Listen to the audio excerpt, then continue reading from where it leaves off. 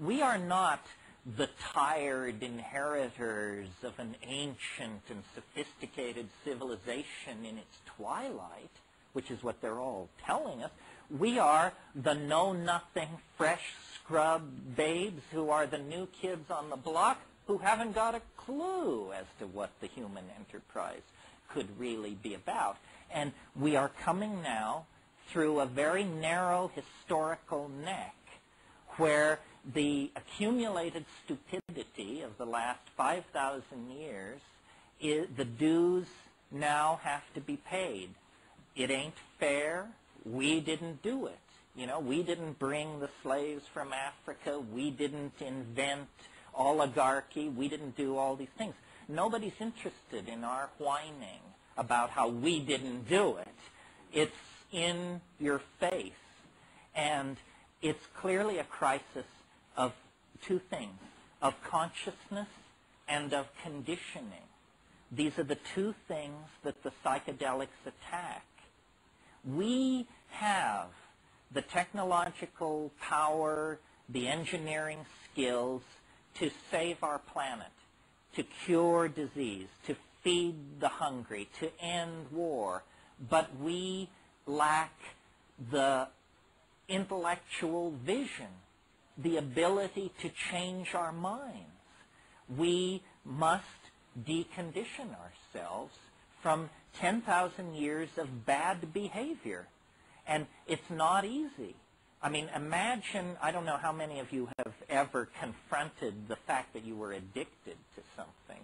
And some addictions are really serious. If you've ever been addicted to tobacco or heroin, I'm sure you know what I mean. Well, then imagine a global population addicted to a drug, the use of which is killing us, but we can't, there's no doctor saying you should. There's no rehab clinic to go to when you're a species.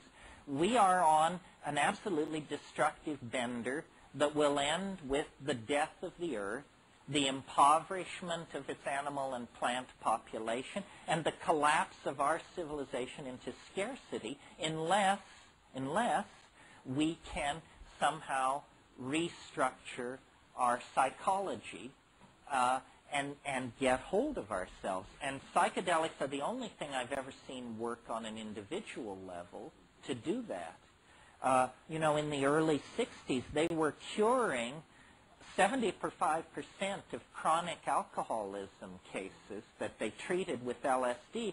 They were curing with one dose of LSD, one 500 microgram dose. Well, now, obviously, LSD is not a magic bullet for alcoholism. That's a preposterous idea. It's simply that you take LSD, and if you're a chronic alcoholic, you review your life, and you notice that you're killing yourself. And then you say, my God, I am killing myself. If I don't stop what I'm doing, I will be dead. That's the strongest motivation to character rehabilitation there is. And that's what we have to carry into the domain of public debate. I can't believe how constipated American institutions are. I mean, here we are under the aegis of a great crusading reformer from Arkansas. A new order in human affairs has dawned, but they suggest closing an air base out at Sacramento, and there are editorials as to whether we can survive the shock of this massive change. Well, I've got news for you.